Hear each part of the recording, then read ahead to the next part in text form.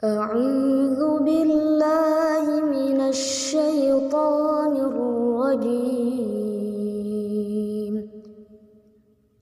Yang paling sah untuk menafsirkan, yang paling tahu Al-Quran adalah Allah Subhanahu wa Ta'ala dan Rasul. Sudah bermasalah kalimatnya.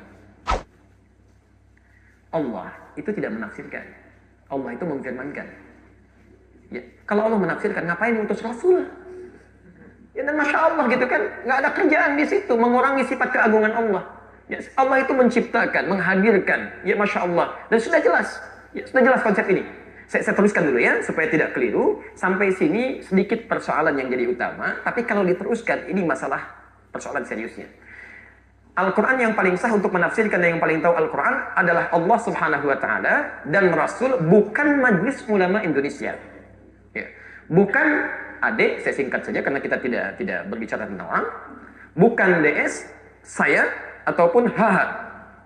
Saya akan coret ujung yang lainnya, saya akan batasi kepada bukan Majelis Ulama Indonesia. Baik. Yuk kita ambil contoh ya. Al-Quran yang paling sah untuk menafsirkan dan yang paling tahu Al-Quran adalah Allah Subhanahu wa Ta'ala dan Rasul. Teruskan. Bukan Majelis Ulama Indonesia. Sampai sini kalimat kita. Kita lihat rincian secara linguistiknya, secara mantiknya, kemudian kita jawab menggunakan dalil. Bapak Ibu sekalian, kalau kita batasi kalimatnya, ingat, kalau Anda nanti ada statement seperti ini, Anda bisa jawab. Tidak ada yang lebih tahu tentang Quran kecuali Allah. Misal, pernah dengar kalimat itu? Seakan-akan ingin menafikan Anda tidak berhak menafsirkan. Yang lain tidak berhak, saya pun tidak. Cuman Allah saja yang maha tahu. Ya, pernah dengar kalimat itu? Awas, hati-hati. Kalimat ini kalimat yang paling berbahaya.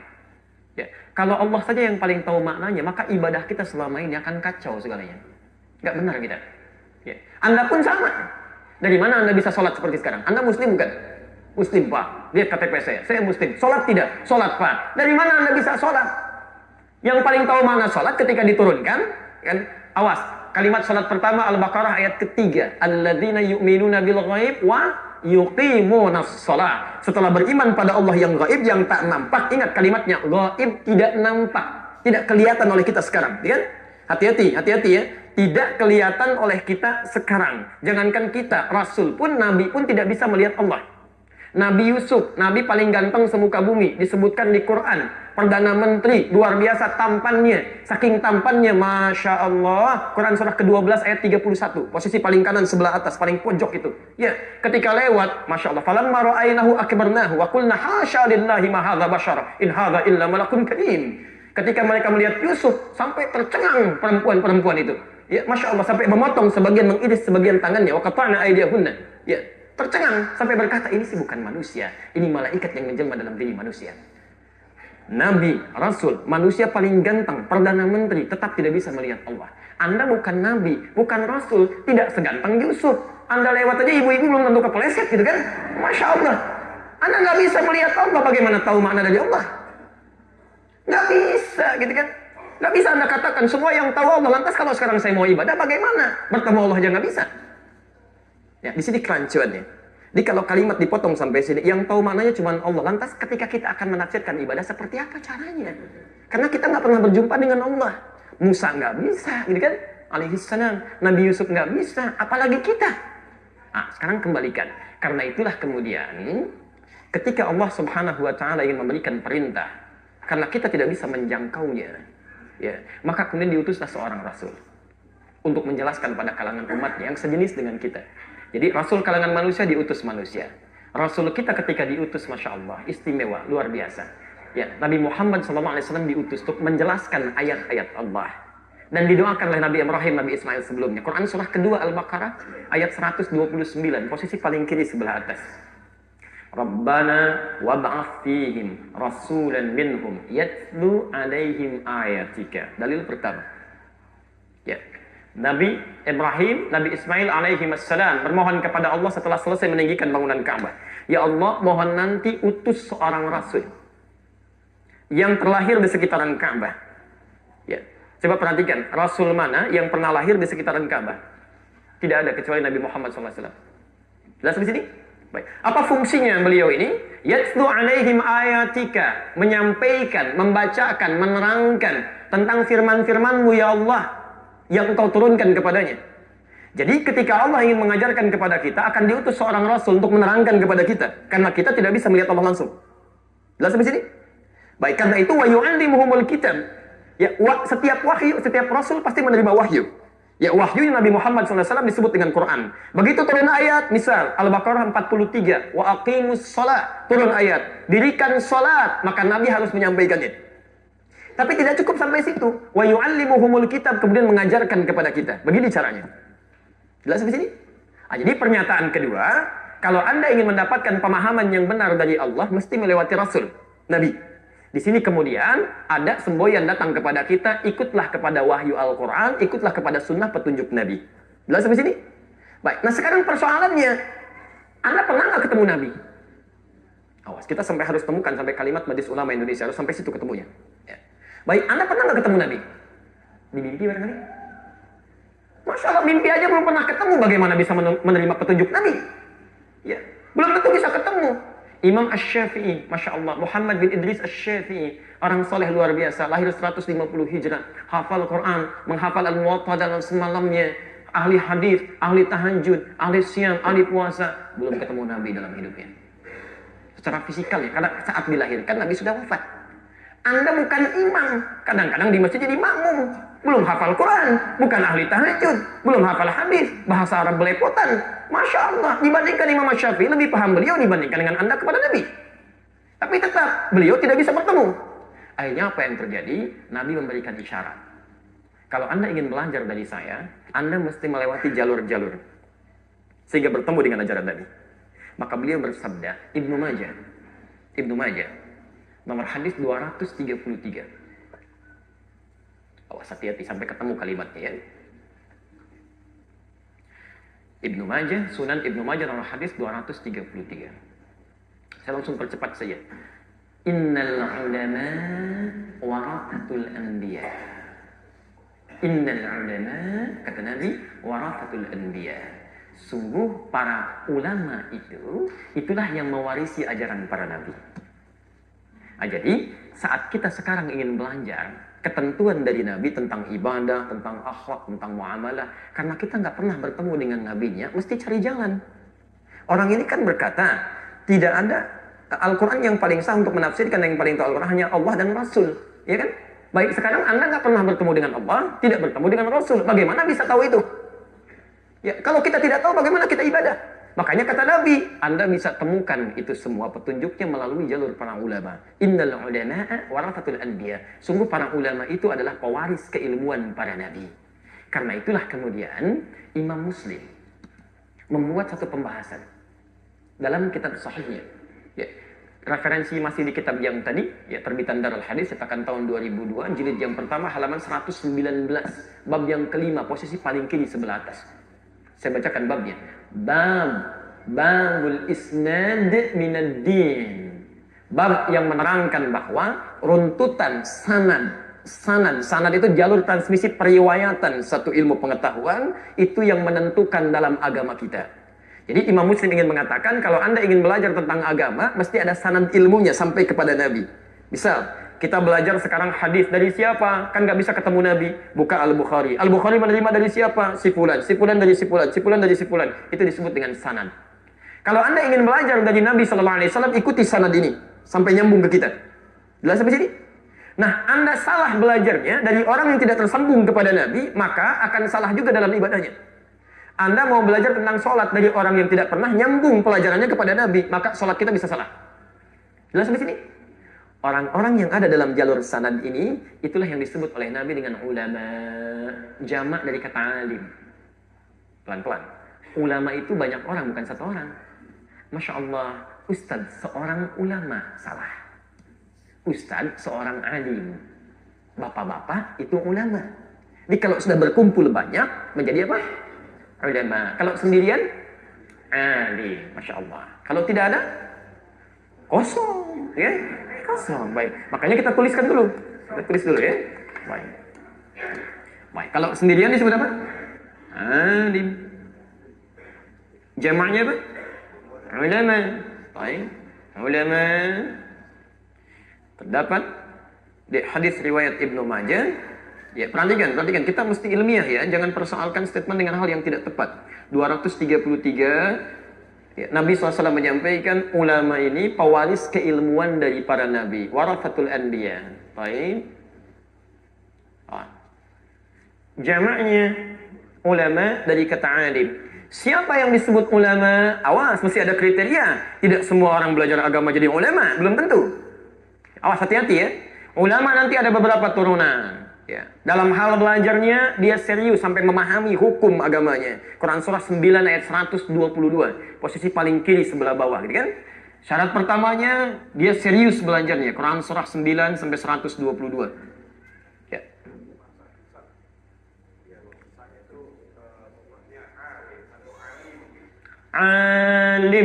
Alim itu sighah mubalaghah, bentuk superlatif. Allah disebut alim, manusia alim. Jelas ya? Baik, saya tuliskan dulu ya. Baik. Alim jamaknya ulama. Jelas sampai sini? Baik. Alim jamaknya apa? Ulama. Saya teruskan sebentar, nanti kita kembalikan ke konteks ini ya. Apa syarat menjadi seorang alim? Ya. Pelan-pelan. Satu, punya keseriusan dalam belajar. Bukan cuma tahu transfer informasi, tidak. Ya. Bahasa Qurannya fikih.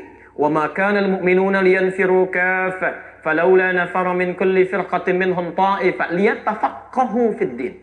Mesti fikih. Tidak semestinya semua orang sibuk berjuang. Mesti ada segelintir orang yang belajar tentang agamanya. Kalimatnya menggunakan fikih. Fikih itu paham. Ya. Jadi orang ini belajar sampai paham. Mengerti. Paham dalil, paham praktek, paham segalanya. Itu syarat yang pertama. Tapi belum selesai. Ya.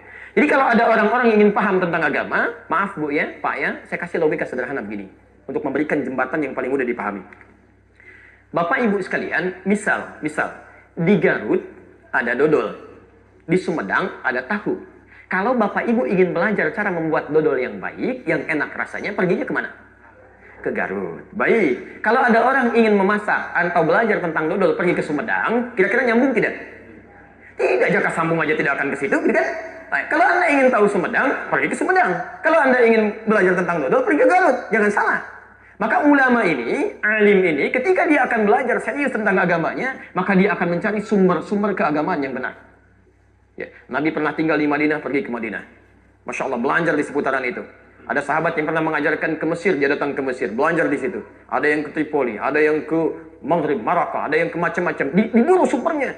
Bukan pergi ke tempat yang tidak ada unsur keislamannya. Masa belajar ke agama, tiba-tiba datangnya ke Kanada. Belajar agama, tiba-tiba ke Leiden. Belajar agama, tiba-tiba ke Amerika. Bagaimana Anda bisa belajar sholat dari orang yang tidak pernah sholat?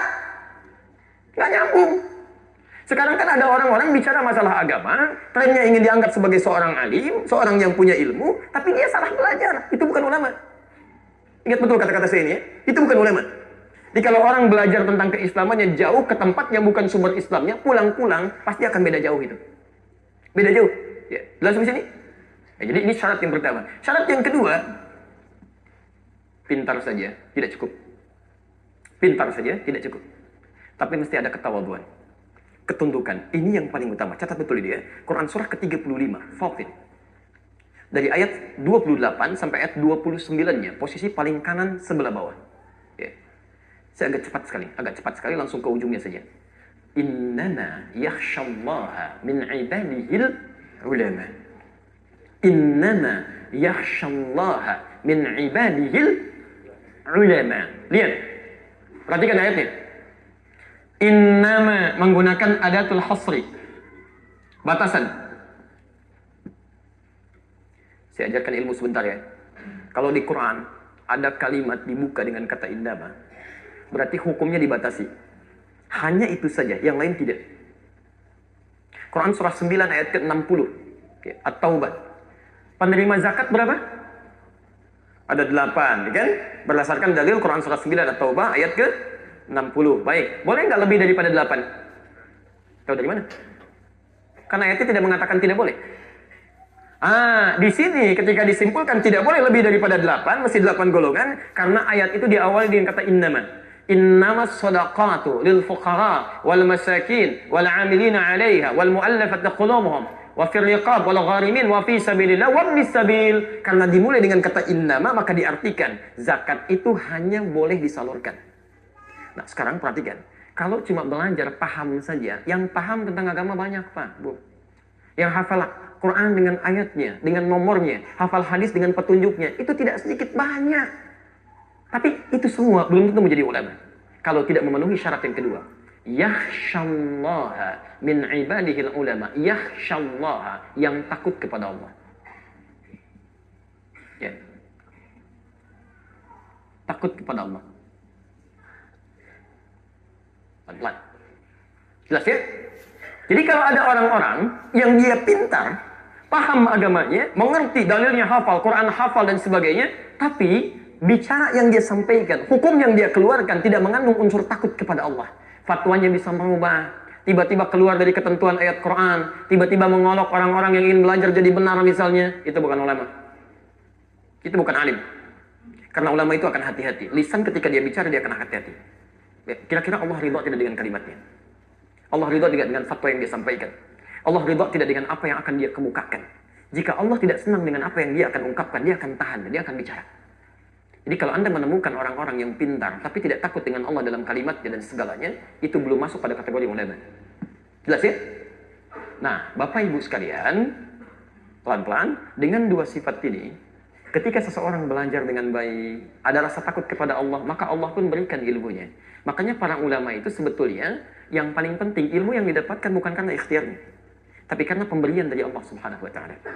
Maka dari itu, pelan-pelan, sifat Allah yang memberikan ilmu kepada orang ini, sifat nama yang melekat padanya disebut dengan alim. Innallaha sami'un alim. Gini. Ya. Dalam bahasa Arab disebut sighah mubalaghah, bentuk superlatif yang maha segalanya. Jadi kalau Anda belajar dengan benar, disertai ridha Allah Subhanahu wa Ta'ala, nanti Allah yang akan memudahkan, bukan Anda yang capek belajar. Makanya semua redaksi ilmu di Quran itu semuanya menggunakan kata diberikan, bukan Anda mencari. Quran surah ke-17 ayat ke-85. Yas'alunaka 'anir ruh qul ruhu min amri rabbi wa ma utitum minal ilmi. Tidaklah Anda diberi ilmu oleh Allah, diberi. Ya. Lihat sampai sini. Baik, Masya Allah ada seorang hamba soleh mengajarkan Nabi Musa, mengajarkan Nabi Rasul belajar pada hamba ini. Siapa namanya? Quran surah ke-18 ayat ke-65, posisi paling kanan di pertengahan.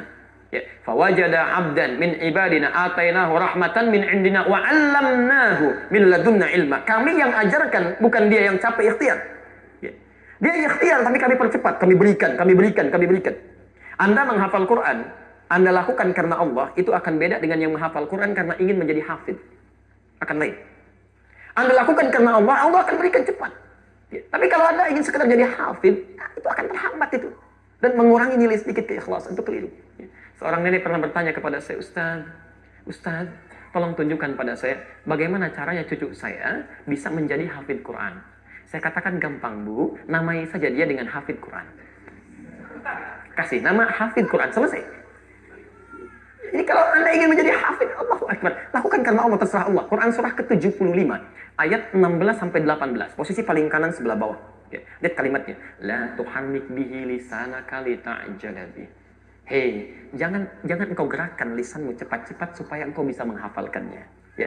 Ini diantara keinginan para penghafal Quran, pengen cepat hafal. Dalikal kitabul raiba fihi hudal lil muttaqin, cepat ingin dihafalkan. Sehingga kadang-kadang salah dalam mengucapkan. Makhraj bisa keliru kan? Lihat ayat selanjutnya. Inna alaina jam'ahu wa Qur'an. Kami yang kumpulkan Quran, kami yang akan tanamkan dalam jiwamu. Karena itu ada orang yang hafal Quran 2 tahun, 3 tahun, 4 tahun. Tiba-tiba yang ini 2 bulan, 20 hari bisa hafal Quran. Jelas ya? Baik, karena itu sifat Allah yang memberikan ilmu disebut dengan alim. Ada pertanyaan tadi? Yang diberikannya disebut dengan alim. Jamaknya disebut dengan ulama. Kalau orang-orang ini berkumpul di satu tempat, maka perkumpulannya selalu akan mengangkat kebaikan-kebaikan pada kita. Jadi kalau Anda belajar pada ulama, itu Masya Allah, akan lain tak Bu? Tidak akan banyak canda yang tidak serius. Tidak ada kalimat-kalimat yang tidak ada isinya. Semuanya akan bermanfaat. Dan manfaat pertama, ketika mereka berkumpul akan terangkat keimanan Anda. Sesuatu yang mengangkat dari tempat yang rendah ke tempat yang tinggi, kata kerjanya disebut dengan jalasa. Tempatnya disebut dengan majlis. Saya ulang ya. Saya ulang. Anda terangkat dari tempat yang rendah ke tempat yang tinggi, kata kerjanya disebut dengan jalasa. Jalasa itu asalnya bukan duduk. Jalasa itu berpindah dari posisi rendah ke posisi tinggi. Kalau perpindahan saya dari posisi tinggi ke posisi rendah, saya sedang berdiri begini. Saya mau pindah ke posisi rendah, saya mau duduk. Itu bahasa Arabnya qa'ada. Kata bendanya qu'ud.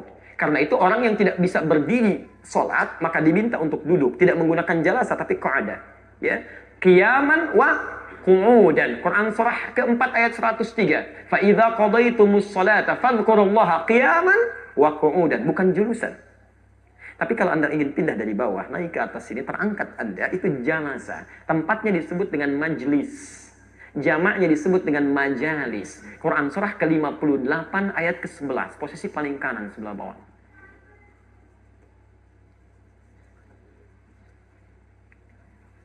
Ingat ya, kalau Anda menemukan para ulama ada di majlisnya, bisa mengangkat keimanan Anda kepada Allah, share. Ya ayyuhalladzina amanu, idza qila lakum tafassahu fil majalis. Hei orang-orang yang masih merasa punya iman, jika dikatakan kepada Anda luaskan majlis, share, luaskan tempatnya, luaskan, ayo padatkan, hadir. Ingat, kalimat majlis di sini dibentuk jamak disandingkan dengan iman. Jadi kalau Anda taklim kepada orang yang baik, orang ulama, hal yang akan beliau berikan akan selalu mengangkat iman Anda. Ya, terangkat iman Anda. Jadi kalau Anda belajar agama pada orang-orang tidak mengangkat iman Anda, tidak lebih dekat dengan Allah, itu ada yang salah. Jelas ya? Nah, majlis ini kalau digabungkan dengan ulama, berarti ulama-ulama ini kumpul di satu tempat. Nah, di Indonesia kalau digabungkan dengan tempatnya, maka berubah namanya menjadi Majlis Ulama Indonesia. Jelas di sini? Nah, sekarang kembalikan. Tidak ada yang lebih tahu tentang Quran kecuali Allah benar. Bagaimana cara mendekati Allah? Lewat Rasul. Bagaimana cara mendekati Rasul? Lewat siapa? Ulama. Berkumpullah ulama di mana? Di majlis. Kita di Indonesia, di mana kumpulnya para ulama? Majlis Ulama Indonesia. Yang kumpul banyak orang. Anda sendirian. Alim juga bukan. Dekat dengan Nabi juga bukan. Tahu hadis juga tidak. Hafal Quran juga tidak. Bahasa Arab belepotan. Bagaimana Anda bisa mengatakan saya lebih tahu dibanding dengan yang lainnya? Atau Anda mengatakan kalau yang lebih tahu, saya juga tidak tahu. Lantas yang tahu siapa? Kalau saya mau belajar kepada siapa? Karena menurut Anda Majlis Ulama nggak tahu. Ini nggak tahu. Itu nggak tahu. Saya pun nggak tahu. Kalau Anda nggak tahu, kenapa Anda komentar? Dan aneh juga mengundang orang yang tidak tahu. Ada acara, ngundang orang-orang yang nggak tahu, disuruh bicara. Kan aneh namanya. Jelas ya? Awas hati-hati, itu amat aneh itu. Ya, si amat aja nggak aneh. Sadaqallahul azim.